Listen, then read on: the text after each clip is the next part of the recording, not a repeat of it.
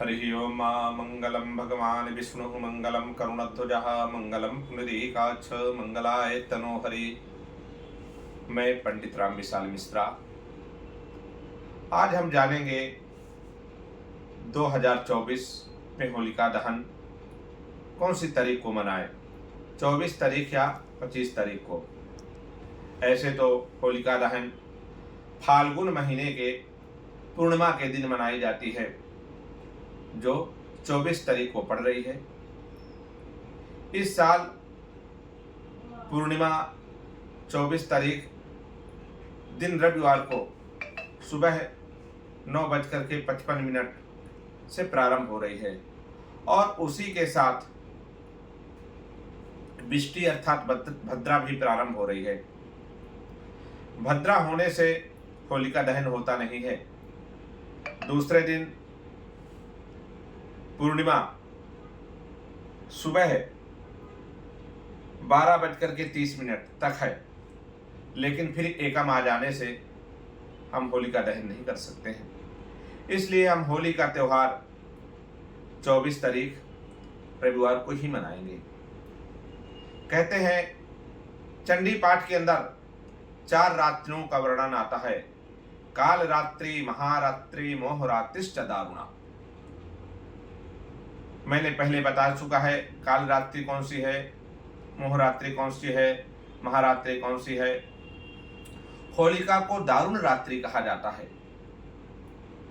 क्योंकि होलिका के जलने के बाद जब प्रहलाद जी बच गए और होलिका जल गई तो सब लोगों ने मिलकर के रंग खेला, एक दूसरे के गले मिले और अपने बैर भाव को भुला दिए। इसलिए जो त्योहार है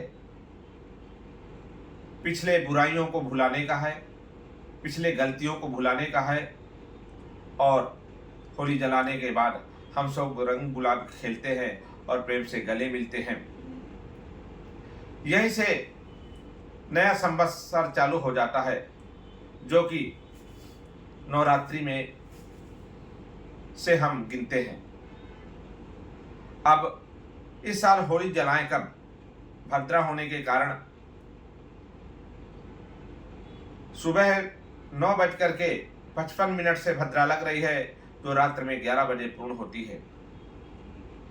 तो 7 से 8 का जो समय है शाम का, उस समय भद्रा की जो पूंछ है वो पृथ्वी लोक में आएगी, अर्थात मृत्युलोक में।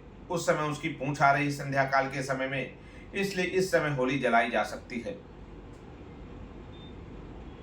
क्योंकि 11 बजे तो बहुत रात हो जाती है, बहुत लोग शाम को ही जला देते हैं। इसलिए हम लोग 7 से 8 के बीच में होलिका दहन कर सकते हैं। अब होलिका दहन का हमारे जीवन में क्या महत्व है, यह जानेंगे। कहते हैं होलिका से हमारे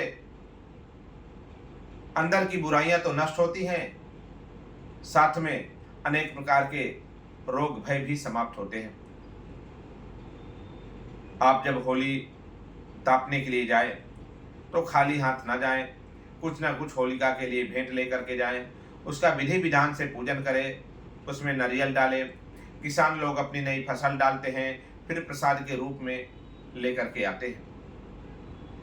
यदि आपको स्वास्थ्य संबंधित कोई तकलीफ है, आपका स्वास्थ्य बरोबर नहीं रहता है, तो काले तिल लेकर के जाएं, अपने दाहिने हाथ में लेकर के और अपने सर से 3 बार घुमा करके और होली में डाल करके होली की प्रदक्षिणा करके आ जाएं।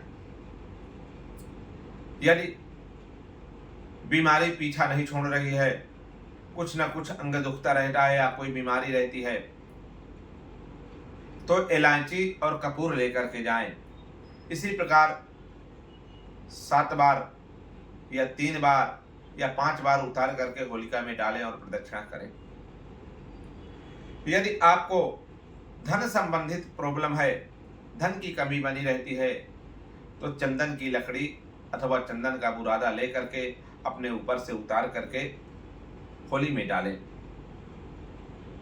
यदि आपको रोजगार नहीं मिल रहा है या रोजगार बरोबर नहीं चल रहा है, तो रोजगार के लिए पीली सरसों ले, अपने ऊपर से घुमाएं और घुमाने के बाद अग्नि में डाल दें और प्रदक्षिणा करके आ जाएं।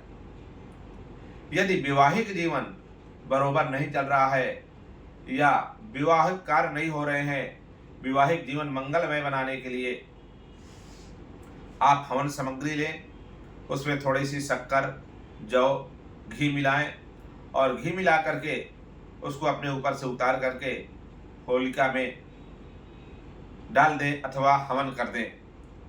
इससे आपके जीवन में मंगल खुशियां आएंगी।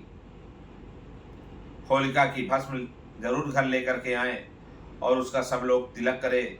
इससे अनेक प्रकार की बाधाएं शांत होती हैं। ओम नमः शिवाय।